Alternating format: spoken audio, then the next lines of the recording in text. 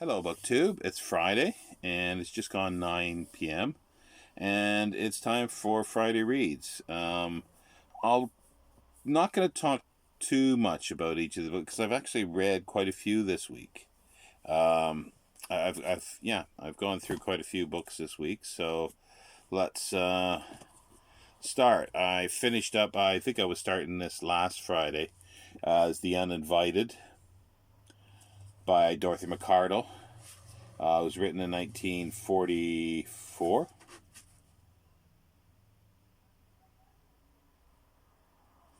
Oh, these people that don't put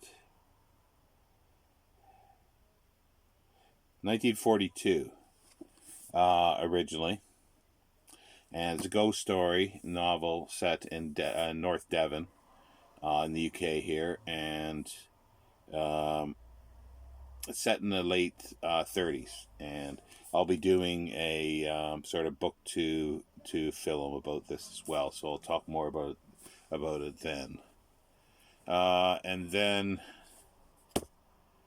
I finished that on Saturday, I think, yeah. And then on Sunday, I finished up the last 100 pages of uh, Evelyn Waugh's Brideshead Revisited, which I thoroughly enjoy. And then I started uh, and read the first volume of Dance to the Music of Time series by Anthony Powell. And it was written, first volume, A Question of Upbringing, was written. Sorry, it's really difficult to see dates, and they hide it here. 1951. It's a series of 12. I think it's 12. Yeah, 12 novels. They're written from 1951 to 70s, I think. Um, and the first volume is sort of set in the 20s, and the main character Jenkins, his sort of school days, prep school, and then university. And I've tried to read this before. I've never succeeded in reading all of them, but I'm determined now to do it.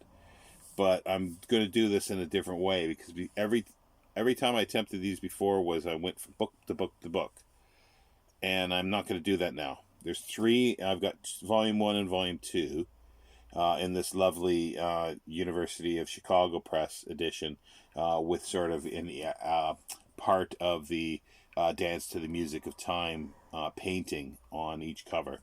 But I've read the first one, so in every 2 weeks maybe, or once a month or whatever, I'm going to read um, the following book.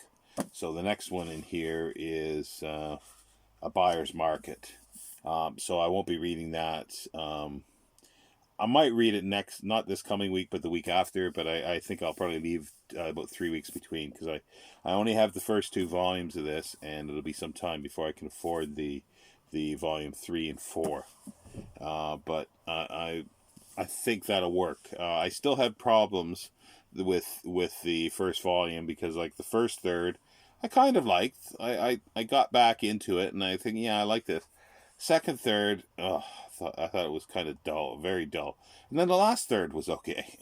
So, but yeah, if I split it up, I should be fine doing it that way. And then, what did I read? Oh, I think, yeah, I think following that was the two Christopher Isherwood's uh, uh, novels, the Berlin novels. The first one in here is Mr. Norris Changes Trains, and then Goodbye Berlin. And I thoroughly like these. There's humorous parts in them, but they're very good description of sort of early 30s, the first 2-3 years of the 30s, and Berlin and Germany themselves, through the eyes of Isherwood, as well as characters of the political situation with Hitler, with the communists, everything. It was. I thoroughly enjoyed it. It was written in 1936, or both of them were. In the preface, like a small little introduction to the Berlin Diaries, uh, Christopher Isherwood said that they were both meant to be sort of part of a larger novel called Lost, but he never got around to writing it. So he wrote the first one, and then the second one kind of overlaps to a certain extent with the first volume. Mr. Norris changes trains, um, but it's still fabulous. They're both fabulous, and I definitely want to read more of Christopher Isherwood. It's somebody that I've neglected for a long time. Oh yes. I next finished after I finished that I finished up the last 100 pages of Niall's saga.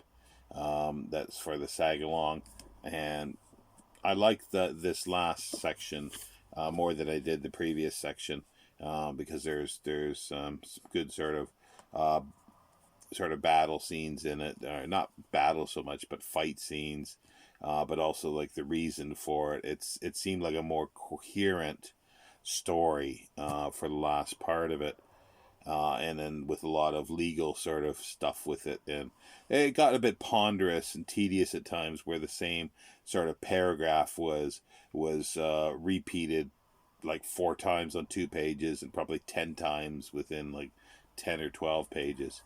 But even so, I enjoyed it very much. And then that was on Wednesday, and Wednesday night the power went out here. There was a issue with it sort of tripping the circuit here, so I didn't have any light from about 9:30, 10 o'clock on Wednesday until about 5 o'clock on Thursday, yesterday.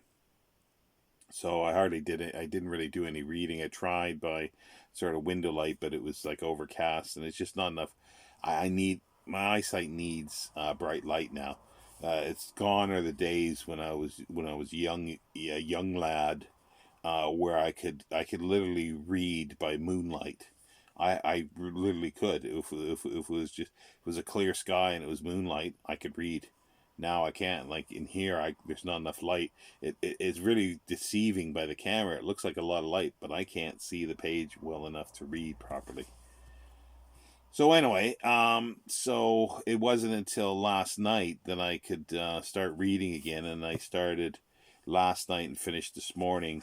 Um, Aldous Huxley's Chrome Yellow, which I really like. It's his first novel, written in 1920. Oh, I should. Yeah, 1921. Um, and I liked it. Like I still have problems with his writing, but there's enough in his stories that make me want to read him or reread him. I've read now, I think five, possibly five, maybe six of his novels. I've got Anna Kay, his second novel, as well here at the moment, and I've read Anna Kay in the past, so I'll reread that eventually over the next month or two. But I did like this. It's sort of it, it's set in the 20s, like, or after the First World War, and it's a character. Dennis Stone is going to a sort of posh house, manor house, country house, get together. Sort of people go sort of for social and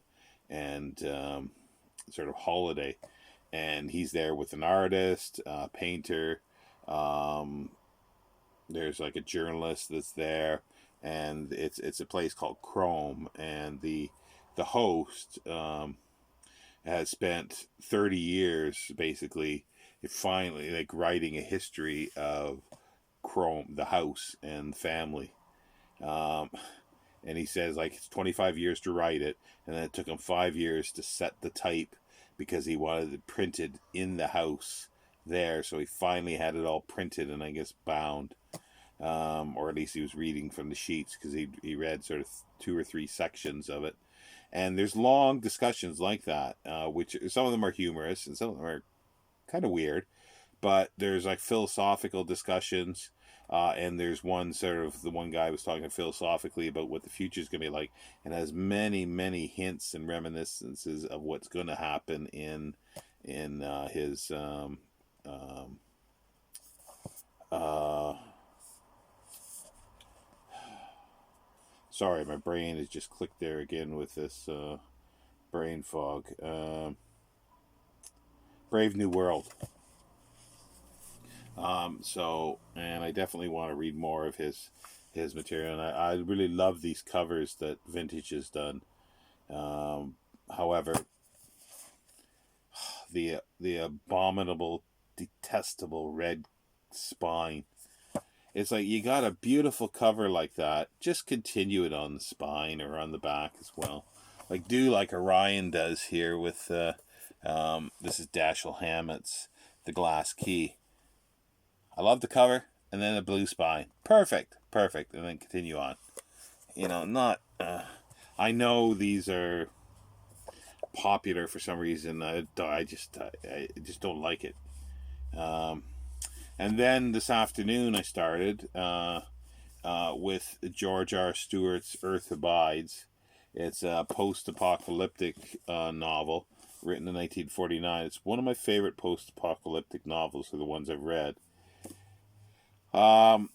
And it's basically after a virus has decimated, totally decimated humanity, and the one character, the main character, Isherwood.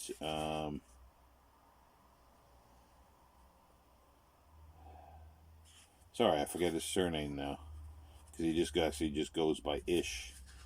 But anyway, he gets bitten by a rattlesnake, and he's trying to have it sort of pumped out of his thumb, so forth. But he gets the virus at the same time, and he thinks he only survived because it sort of, they fought each other in his body, the poison from the snake.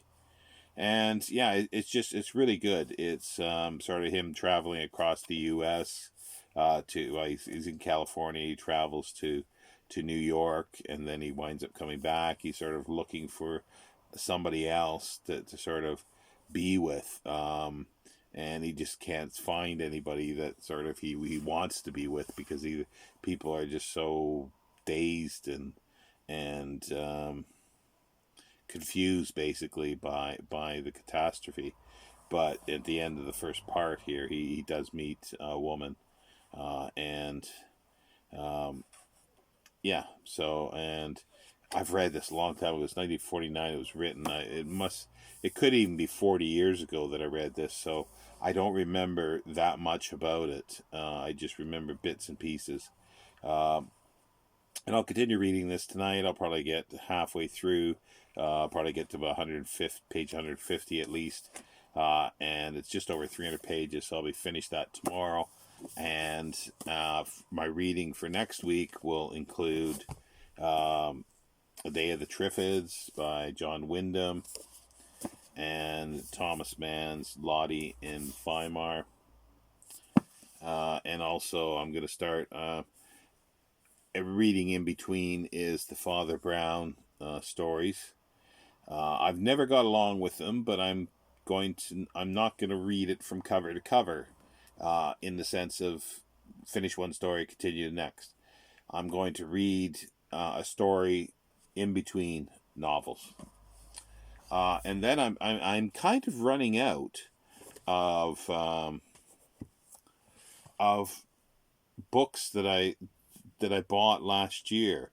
Well, I mentioned this before. Like in 2020, from March, I started working from home when I was working, and I was made redundant in December. But up until about November, every month I was saving like a lot of money by not going to work, by taking taxis into work. So I decided, okay, well, there's a few things that I want that I've neglected for quite a while. Some Blu-rays, so I started buffing up my Blu-ray collection. Every month I'd spend X amount of money on some Blu-rays, X amount of money on, the same amount basically on Black Penguins, and then mostly sort of novels for films that I've got or want to rewatch and read the novels. Along with smattering of other stuff, and that's where like the Thomas Mann came in, the Isherwood, and all this stuff. But I didn't start doing that probably. I only had like maybe 3 months of that, so I'm running out. I'm running out of books that I bought for that. Other than I still have some for the films, but I'm not going to rush and read those because I'm going to be doing, these booked films once a week now on Saturdays. So tomorrow I'll be doing one, The House by the River, a Fritz Lang film based on A.P. Herbert's 1921, I think, novel of the same name. But I'm starting to dig out now, and I'll read sort of supplement.